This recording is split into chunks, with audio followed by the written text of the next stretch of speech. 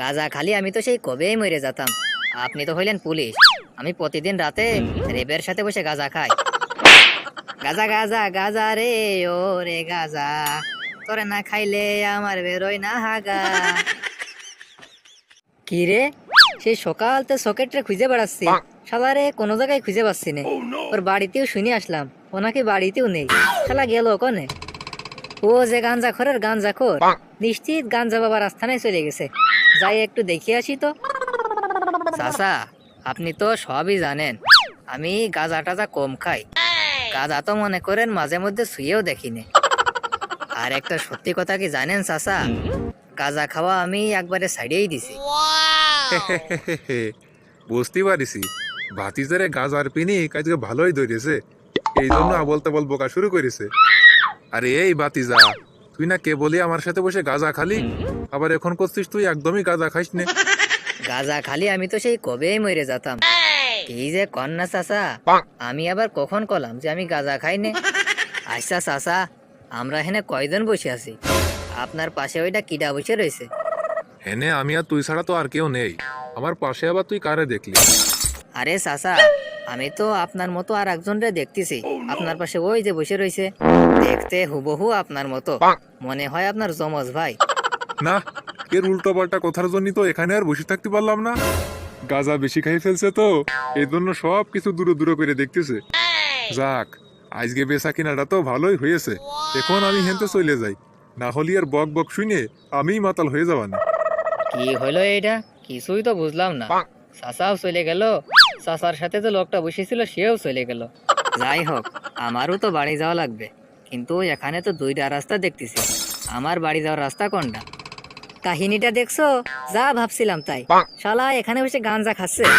এ সকেটে, তুই হেনে বসে গাঞ্জা খাচ্ছিস, আর আমি তোরা সারা এলাকা ধরে খুঁজে বেড়াচ্ছি সেই সকাল ধরে। ও জব্বার বন্ধু, তুই আইছিস?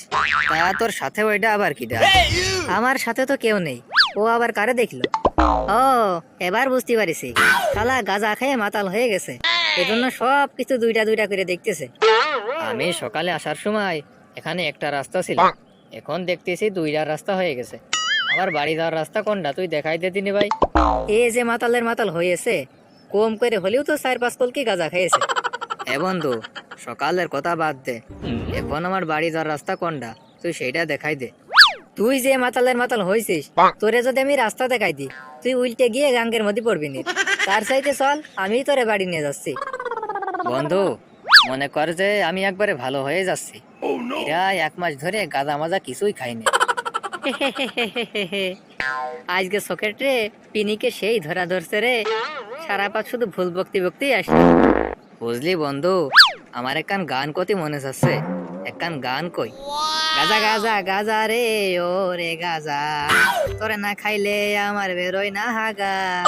গাজা তুই কেন বুঝিস নে, খাতি তোরে দিস নে, তোরে ছাড়াই আমার একটা দিনও কাটে না। এই খাইছে রে, সামনে তো পুলিশ। কি কলি তুই? সামনে পুলিশ? পুলিশ আবার আমারে কি করবে? আমি প্রতিদিন রেবের সাথে বসে গাঁজা খাই। ওরে শালা, আমি আরে কিরাম করে বুঝাবো রে? সামনে পুলিশ দাঁড়ায় রয়েছে, তুই কি পুলিশের কাছে ডান্ডা ঠাপকাতে চাস নাই রে?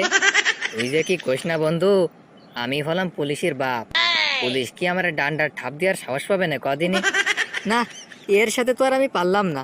শালা পুরোই মাতাল হয়ে গেছে। এখন যদি আমি এর সাথে থাকি, তাহলে পুলিশের হাতে আমারও ডান্ডার ঠাপ খাতে হবে না। দিন থাকতে কাইটে পড়ি আমি। বন্ধু, তোর বাড়ি তো প্রায় চলে এসে, তুই তালি একা একা বাড়ি চলে যা, আমি বাড়ি চলে গেলাম। ওরে শালার গান্ডু, তোর সাহস তো কম না রে। আমি হলাম পুলিশ, তুই যে আমারে ধাক্কা দিল। আরে স্যার, আমি কি আপনারে ধাক্কা দিলাম নাই? আপনার পাশে যেটা দাঁড়াইছিল না, আমি তো ওইটারে ধাক্কা দিছি। কি গন্ধ রে বাবা! এই, এখানে তো আমি ছাড়া আর কেউ নেই, তুই আবার আর একজন কনে পালি? আর তোর মুখের থেকে কিরাম কিরাম যেন গন্ধ আসতেছে। কি খাইছিস তুই কদিনই? আমি কেবলটা গাঁজা খাই আসলাম, তাই আমার মুখের থেকে গাঁজার গন্ধ করছে। কি, তুই কেবলটা গাঁজা খাইয়ে এসে সেই কথা আবার পুলিশের কাছে করছিস? তোর সাহস দিকে তো আমি একদম প্যান ভরে মুইতে দিলাম রে। এই যে কন্যা স্যার, আপনি তো হইলেন পুলিশ। আমি প্রতিদিন রাতে রেবের সাথে বসে গাঁজা খাই। দাঁড়া, রেবের সাথে বসে গাঁজা খাওয়া তোর বারো করতেছি রে শালা। চল রে শালা, এবার থানায় চল, তোর এবার আর্মির সাথে বসে গাঁজা খাওয়াবা নেই।